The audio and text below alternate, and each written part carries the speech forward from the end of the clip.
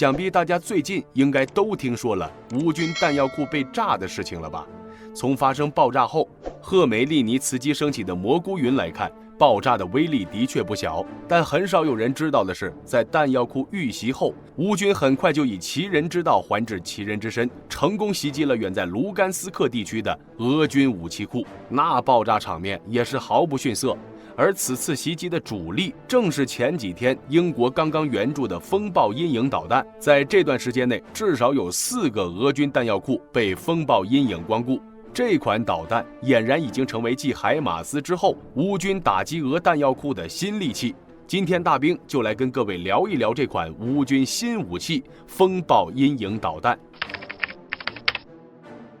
当地时间5月15日，在旋风式出访意大利、德国和法国后，泽连斯基抵达英国，与英国首相苏纳克会面。这是今年2月泽连斯基访英后再次到访。外界普遍认为，泽连斯基从上周末开始的这一系列访问，旨在为已多次推迟的春季大反攻寻求更多军事援助。在此次访问中，泽连斯基为自家要来了德、法、意3国的地面防御性武器，其中德国宣布向乌克兰提供总额为27亿欧元的军事援助，包括30辆豹一坦克、20辆黄鼠狼步兵战车、15辆猎豹式防空坦克和近100辆装甲车。紧接着第2天，法国宣布向乌克兰提供防空系统、轻型坦克、装甲车、榴弹炮以及其他武器装备和燃料，并继续为乌克兰训练士兵。而意大利因为本身军费开支问题，提供的军援比较有限。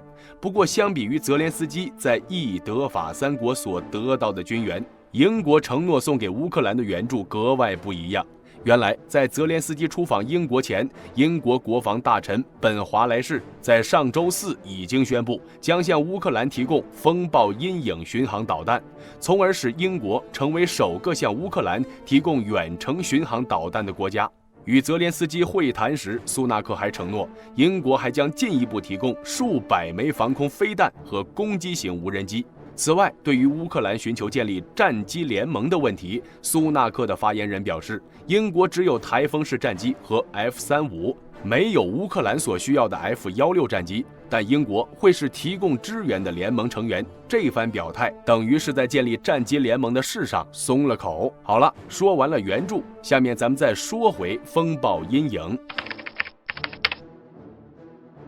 风暴阴影巡航导弹是由英法2国在上世纪90年代研制，它曾参加了利比亚战争、叙利亚战争等局部战争，积累了丰富的实战经验，效果相当不错，并且这款导弹也被英国军事专家称之为世界上最完备的巡航导弹。它可以完成最危险的任务，击中任何目标。虽然同样是巡航导弹，风暴阴影的重量和尺寸却要小于美国的战斧导弹，和一般援助型的巡航导弹不太一样。风暴阴影导弹的整体外形有着一定程度的隐身化设计，弹体的整体横截面为圆角矩形结构，2片可以折叠的弹翼布置在弹体的上方，而导弹的腹部则是进气口，同样有着隐身设计。尾部的弹翼也不是常规导弹的十字形或者 X 结构，而是6片尾翼。该型导弹发射重量约为 1.3 吨，弹体长度大约为 5.1 米，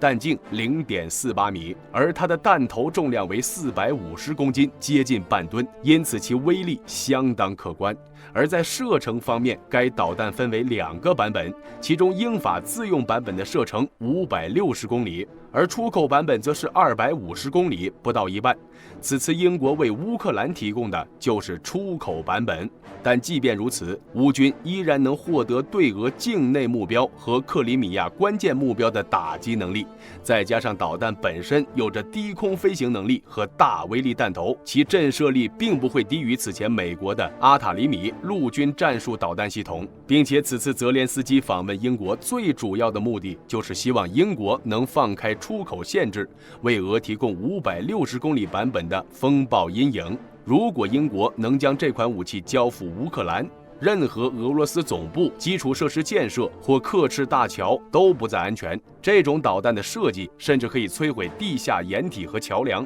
因此，也有不少人猜测，乌军可能已经开始着手实施远程导弹打击俄本土的计划。虽然乌军的反攻可能并不会局限于自家领土，其目标甚至还会包括克林姆林宫，但即便是只有250公里的射程，这款导弹在进入乌克兰后也没有愧对泽连斯基的期望。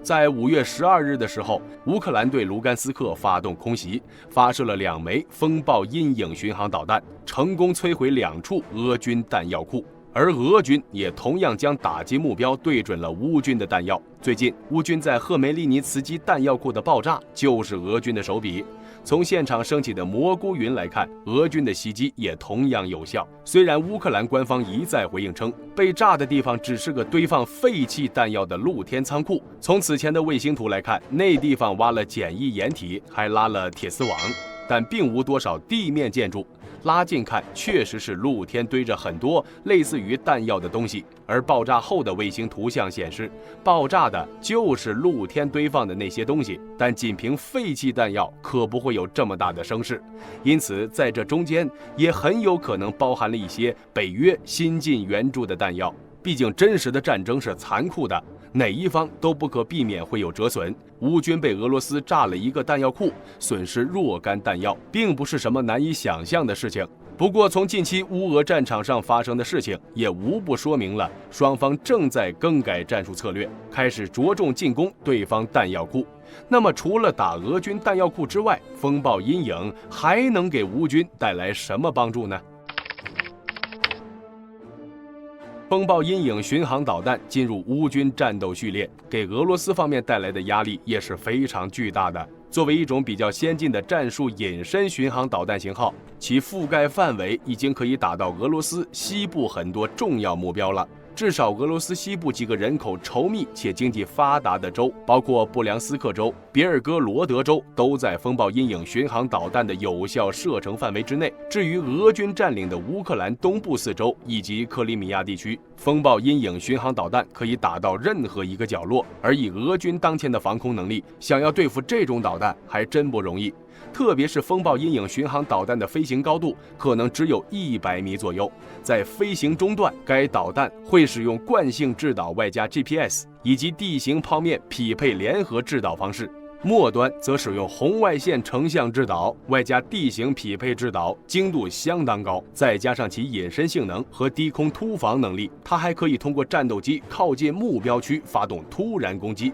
突破能力和机动性更强。除此之外，该导弹内部还大量采用了人工智能技术，可以自动识别目标。该巡航导弹运用景象匹配方式来取代数字地图的地形匹配方式，使导弹的攻击精度进一步提高。这也就是说，风暴阴影导弹可以携带着打击目标的照片，凭借卫星系统的支持，沿着预定轨道飞行。接近目标时，它会把真正的打击目标同其照片进行比较，如果图像不一致，它就会终止打击，从而可避免打错目标。而这个景象匹配制导方式不仅能使导弹适应起伏不太大的地形变化，还能有效提高导弹的反应时间。这也是为什么英国的军事专家对其推崇备至，称风暴阴影是世界上最完备的隐形导弹。这种打击方式也使得常规的对空预警雷达就更难以发现了，必须依靠专门的低空补盲雷达来预警。但是俄军现在的防空反导体系中配属的低空补盲雷达并不多，只有 S300 和 S400 防空反导系统中存在这种补盲雷达，比如 S300 防空导弹中的 76N6 贝壳雷达以及 S400 中的 76H6 雷达等型号。不过这2种武器系统数量有限，并没有充分覆盖乌俄战场前线，特别是乌俄接壤的边境地区，其震慑力并不会低于美国的阿塔里米陆军战术导弹系统。在该导弹诞生之后，很快就参与到2003年伊拉克战争。在这期间，英国人将其安装在狂风战斗机上，攻击伊拉克境内的重要目标。到了2011年的多国空袭利比亚行动中，英国空军、法国空军和意大利空军都使用空射型风暴阴影导弹进行了攻击。2015年、2016年，法军、英军又使用风暴阴影导弹攻击了伊拉克境内的目标。在这几次实战使用中，风暴阴影导弹表现都可圈可点。不过这几次实战所攻击的目标都是几乎没有什么完备防空系统的目标，所以也很难展现风暴阴影导弹隐身性和防御性能强的优势。而这次的乌俄战场也会让我们更好地了解到这款欧洲战斧的真正实力。不过由于该导弹的主要使用对象是英法这些北约国家，因此它是由幻影2000与台风、阵风等战机投放，但由于西方各国迟迟没有提供一线的先进战机，因此乌克兰想要使用该导弹，还需要对自家战机进行一些小小的改造。这次英国交付乌克兰的也是空射型，因为空射型的操作最为简单，基本上不需要太多的培训。目前乌克兰空军的苏24击剑手战斗轰炸机已经进行了改装，可以挂载发射北约弹药。另外，波兰等前华约国家援助的米格29战机也都进行了改装，可以挂载发射北约弹药。这2种战机都可以成为风暴阴影导弹的发射平台。相比于当前各国装备的巡航导弹，风暴阴影导弹的确是相当不错的空射巡航导弹。尽管距离美国的先进隐身导弹或者以及数千公里射程的大个头巡航导弹还有差距，但是适合小型飞机使用，且整体技术级别高是它的优势。这些优势在乌俄战场上还是非常明显的。如果数量够多，要是用于攻击军事基地以及军舰等重要目标，风暴阴影的胜算也是比较大的，将成为俄罗斯目前最头疼的空射防区外武器。现在俄军占领的乌克兰领土，除了克里米亚半岛，纵深都不超过200公里，所以乌军的战机都不用进入目标上空，在乌军战线上空发射就可以覆盖整个作战区域。因此毫无疑问，射程250公里的风暴阴影导弹投入作战，将会对乌军即将发起的大反攻发挥重要作用。目前英国援助乌克兰的风暴阴影导弹足足有200枚，并且还有消息传出，在本月内还会有第2批400枚交付乌克兰，总共600枚远程导弹。如果全部用于攻击俄本土，俄罗斯真的够喝一壶。大家认为风暴阴影还有哪些作用呢？欢迎在下方评论区留言。喜欢本频道的朋友可以点击下方的订阅按钮。我们下期再见。